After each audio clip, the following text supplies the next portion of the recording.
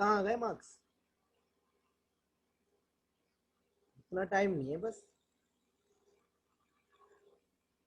Assignment upload कर दिया ना आपने? इंशाल्लाह मिल जाएंगे आपको मार्क्स।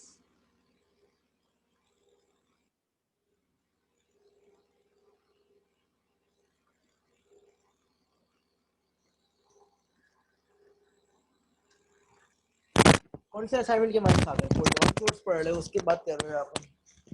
जल्दी कहाँ से आएंगे? नहीं नहीं, वो असाइनमेंट के नंबर नहीं है। वो है, एक डेटा सेट है, मैंने थोड़ा उस पर काम किया। अच्छा मैं समझा वो कह रहे हो कल वाला असाइनमेंट। नहीं नहीं, ये एक डेटा सेट मैंने ना एक्सेल पे कैलकुलेशन कर ली थी, थोड़े फॉर्मूले वॉर्मूले लिखे ना। तो देखें ये डेटा सेट है, स्टूडेंट्स के मार्क्स हैं 2 कोर्सेज की, और उस पर उनकी क्लास डिफाइन की हुई है 0 और 1। जैसे कि समझाने का मकसद ये है कि आप फॉर्मूला यूज करें और उसके बाद के की वैल्यू को आप अपने हिसाब से, अगर आप टेस्टिंग फेज में हैं तो के की वैल्यू को आप अपने हिसाब से फिक्स कर सकते हैं।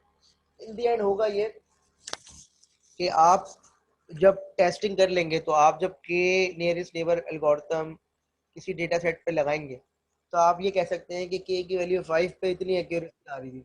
मतलब क्या है कि आपके पास 1000 वैल्यूज है और आपने उनमें से 200 वैल्यूज पे टेस्टिंग की है, तो आप के की डिफरेंट वैल्यूज पे 200 वैल्यूज पे टेस्टिंग करके देखें, जिस के की वैल्यू पे ज़्यादा अच्छी एक्यूरेसी आ रही है तो आप ये कह दें कि भाई ये डेटा सेट के नियरेस्ट नेबर पे इतनी एक्यूरेसी देता है इस के पे। Got it? तो बस वो टेस्टिंग फेज में ही सब कुछ फिर करना पड़ेगा। ये देखें, हमें कहा गया ये है, और 22 और 27 पे आपने प्रेडिक्ट करके बताना है कि कौन सी क्लास है। तो ये 5 मैंने वैल्यूज चूज की, तो इन 5 में मैं देखूं अगर, तो इसकी क्लास 1 है, इसकी क्लास 0 है, इसकी क्लास 1 है, 3 क्लास 1 हो गई और 2 क्लास 0। इसका मतलब है हम प्रेडिक्ट कर सकते हैं कि इसकी क्लास क्या है, 0 है। क्लियर हो गई है बात? सॉरी, इसकी क्लास क्या है, 1 है। क्लियर?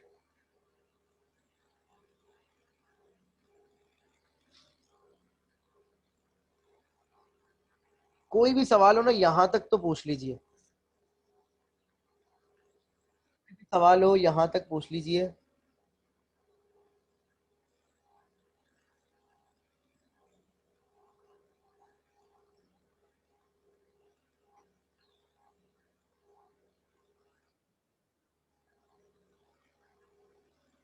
किसी और को भी कोई सवाल पूछना हो तो यहाँ तक पूछ लीजिए।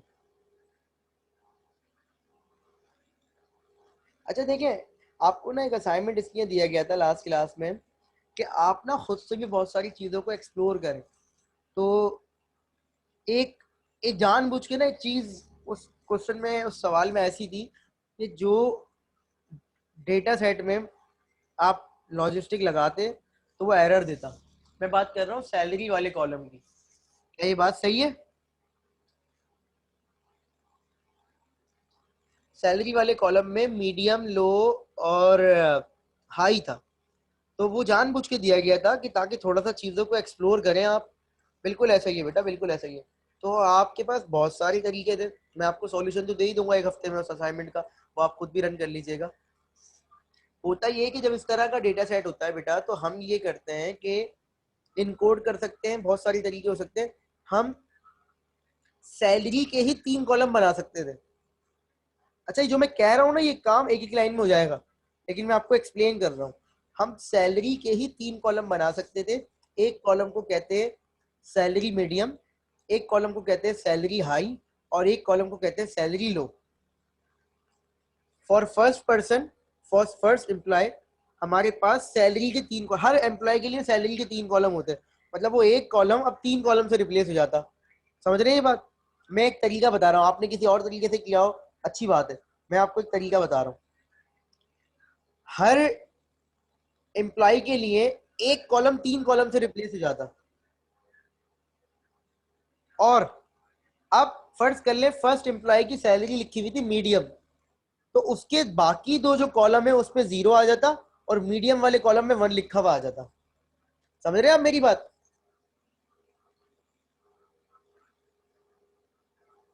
मीडियम, हाई और लो।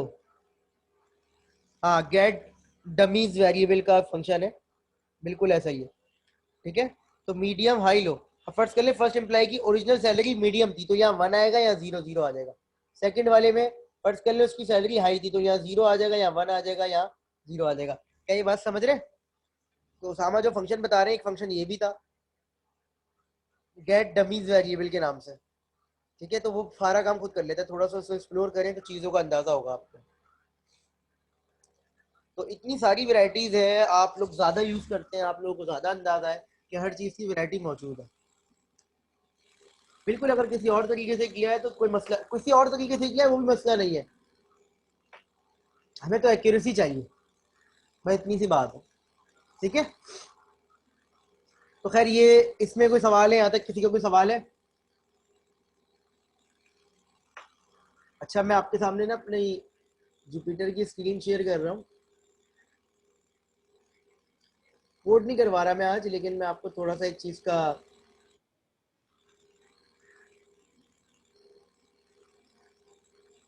आइडिया दे रहा हूँ। बताने का मकसद यही है कि हर क्लास में ना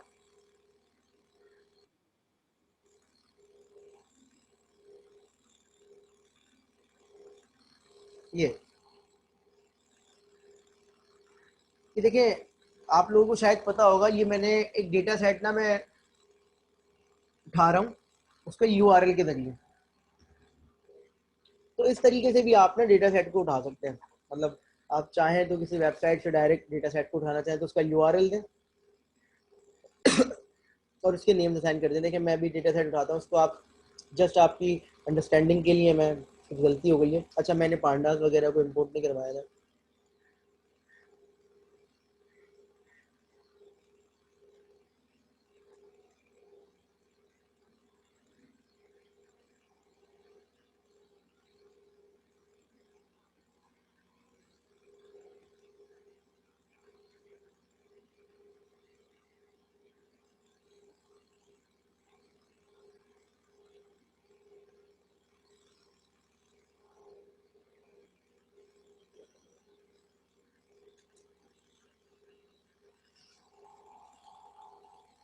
ये देख रहे हैं आप, ये आईआरएस का डेटा सेट है।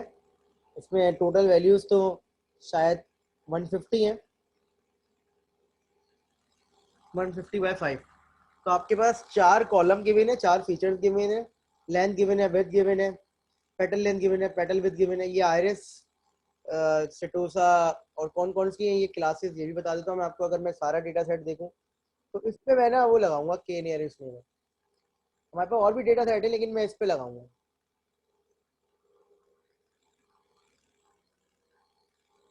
ये देख रहे हैं, वर्सी कलर है, वर्जिनिका है। तो ये तमाम हमारे पास क्लासेस मौजूद है 3 तरह की।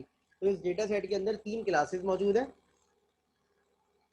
ठीक है, आयरिस का डेटा है, तो 3 तरह की क्लासेस मौजूद है तो फिश का, लेकिन फिश आयरिस का है।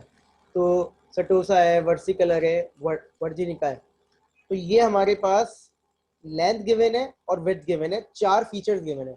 हम ये करेंगे नेक्स्ट क्लास में कि इस पे के नियरेस्ट नेबर अप्लाई करेंगे। और के नियरेस्ट नेबर अप्लाई करने से पहले आप जरा गौर से देखिए, इनके दरमियान में स्केलिंग जरूरी है या नहीं है। ये देखिए, इनकी रेंज देख लें और इसकी रेंज देख लें, तो हम इसकी फीचर स्केलिंग भी कर लेंगे। हम इसकी फीचर स्केलिंग भी कर लेंगे ताकि आपको ये भी मैं बता दूं कि अभी किसी डेटा सेट पे अगर फीचर स्केलिंग करनी हो तो वो कैसे होती है। तो ये तमाम चीज़ें मैं आपको नेक्स्ट क्लास में बताऊंगा। ठीक है, तो उम्मीद करता हूँ कि यहाँ तक जो हमने पढ़ा है वो आप रिवाइज करके आएंगे। जब नेक्स्ट क्लास स्टार्ट होगी तो नेक्स्ट क्लास स्टार्ट होते ही कोड हो जाएगा के नियरेस्ट नेबर का। फिर उसका मतलब एक क्विज भी ड्यू है, या तो वो लॉजिस्टिक से आएगा या वो के नियरेस्ट नेबर से आएगा। तो वो दोनों चीज़ हो जाएंगी और उसके बाद हमारा जो नेक्स्ट एल्गोरिथम है डिसीजन ट्री का, वो हम स्टार्ट उसका इंट्रोडक्शन कर लेंगे। तो यहाँ तक कोई सवाल है तो किसी का पूछ लीजिए। ये हमारे पास जो हम करेंगे, मतलब ये अब ना बहुत सारी तरीकों से कर सकते हैं। अब हमारे पास यहाँ क्लासेस का भी है ना, तो देखें हम ये कर सकते हैं कि डेटा सेट, मतलब हम ये चाह रहे हैं कि एक्स के अंदर ना तमाम कॉलम आ जाएं एक्स के अंदर तमाम कॉलम आ जाए सिवाय वाई वाले कॉलम में। हम क्या चाह रहे हैं कि एक्स के अंदर तमाम कॉलम आ जाए, सिर्फ वाई वाला कॉलम ना आए। क्यों? क्योंकि ये जो 4 कॉलम है ये हमारे एक्स है, और ये 5वां कॉलम जो है हमारे क्या है, वाई। क्या ये बात समझ में आ रही है? ये 4 कॉलम जो है हमारे एक्स है, और ये 5वां कॉलम क्या है हमारा, वाई। तो हम इसको किस तरीके से कर सकते हैं, आई लोकेट करने का एक फंक्शन है हमारे पास, सुना भी होगा आपने। या अगर मैं इस तरह से लिख दूं तो इसका मतलब ये है कि तमाम रॉज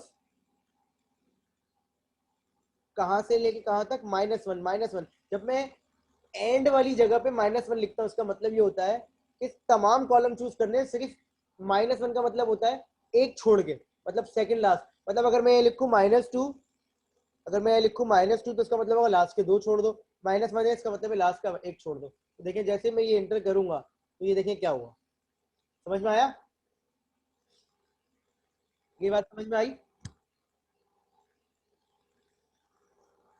क्या ये बात समझ में आई? इसका मतलब होती है -1 का मतलब ये होता है, जी आप लोगों को पता होगी लेकिन मैं थोड़ा सा उन लोगों को बता रहा हूँ जिनको नहीं पता। -1 का मतलब ये है, अगर उस तरफ लिख रहे हैं कि सेकंड मतलब लास्ट छोड़ के सब, अगर मैं इसको -2 कर देता, फर्ज करें ये देखें, तो ये क्या करता, ये पेटल विथ को भी शामिल नहीं करेगा। ये देखें, देख रहे हैं आप?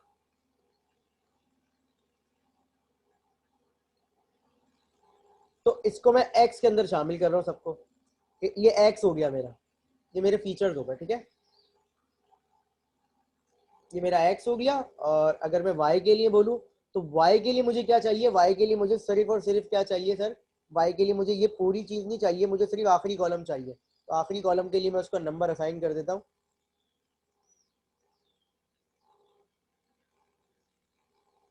जी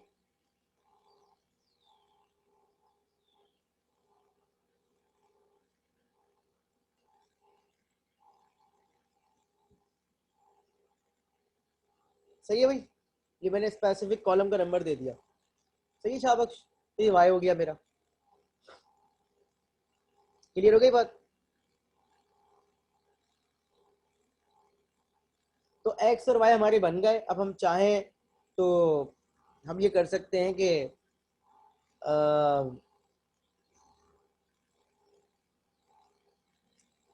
मतलब अपने डेटा सेट को, वही ट्रेन टेस्ट स्प्लिट आपको याद होगा, मैंने इंपोर्ट करवाया था ट्रेन टेस्ट स्प्लिट, जिसमें वो रैंडम करके ट्रेनिंग और टेस्टिंग के पॉइंट्स अलग कर देता है, याद है?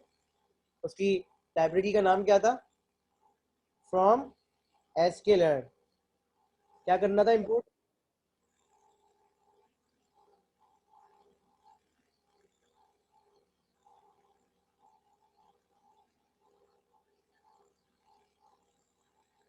Import train. ये लेट ज्वाइन कर रहे होते हैं ना, इनकी वजह से।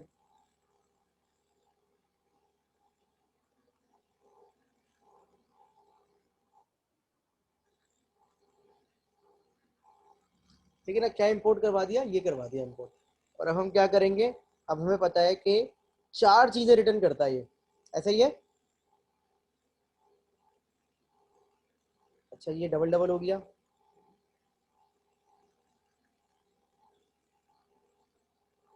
4 चीजें रिटर्न करता है, तो ये एक्स ट्रेन हो गया और एक्स टेस्ट हो गया।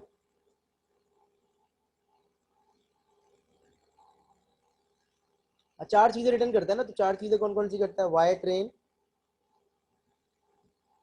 और वाई टेस्ट। ठीक है, और इसको हम क्या करेंगे, ये कॉल कर लेते हैं, और कॉल करके हम क्या करेंगे,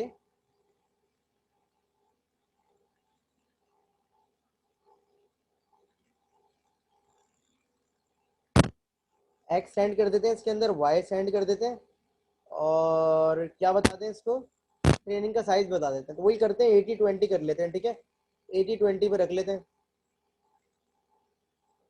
टेस्टिंग का साइज बताते हैं, मतलब अगर 0.2 बता रहे हैं तो टेस्टिंग का साइज बताएंगे। ठीक है, तो टेस्ट साइज जो है वो हम रख लेते हैं 0.2। अच्छा अच्छा, क्या गलती है इसमें बताएं जल्दी से, शाबाश। ये जो है राउंड ब्रैकेट, बिल्कुल, थैंक यू। सही है जी। तो यहाँ तक मैंने कर दिया है। अब आप, जाहिर सी बात है, अभी मैं चाह नहीं रहा कि मैं इसमें थोड़ी वेरिएशन करवानी है मुझे, तो ये यहाँ तक मैंने कर दिया है। अब मैं अटेंडेंस ले रहा हूँ, ठीक है, और उसके बाद जो है यहीं से हम लोग कंटिन्यू करेंगे नेक्स्ट क्लास में। तो उम्मीद करता हूँ कि आप लोग यहाँ तक सब पढ़ के आएंगे, और जो भी इशू होगा पहले क्लास में डिस्कस कर लेंगे और उसके बाद हम कोड कर लेंगे, ताकि के नियरेस्ट नेबर अगर आसान एल्गोरिथम है तो उसे हम जल्दी से खत्म कर लेंगे। ठीक है, कुछ सवाल है यहाँ तक? जी पूछिए आयशा, मैं माइक ऑन कर रहा हूँ आपका।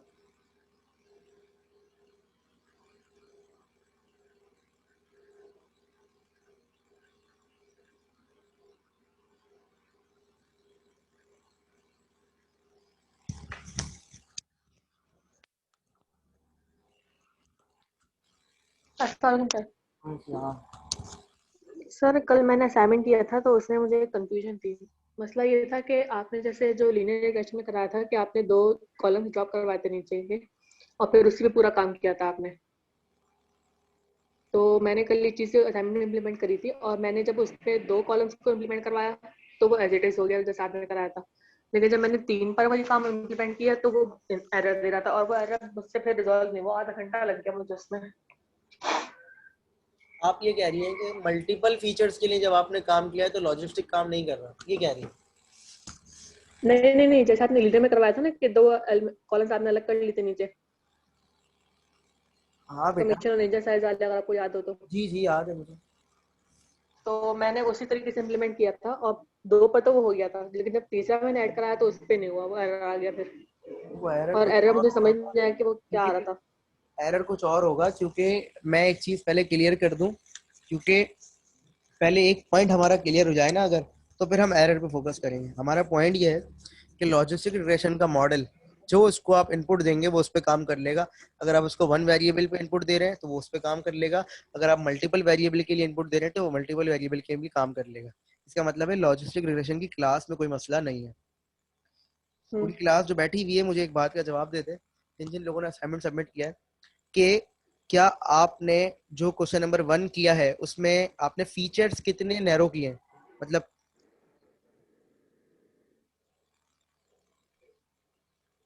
सब 5 टेस्ट है। बाकी सबने किया है, कितने फीचर चूज किए हैं? 4, 9 में से कितने निकले? 4 निकल गए, 5 निकल गए, तो हुआ है काम या ये नहीं हुआ? हुआ है ना, ये काम हो गया, कोई अच्छा मसला सर, तो नहीं हुआ? एक मिनट, सर एक चीज़ और बता दीजिएगा। हाँ बोलिए। फीचर्स अलग करने से मुराद ये था जैसे आपने वही 2 कॉलम वाली बात थी तो उस तरीके से अलग करने थे ना फीचर्स।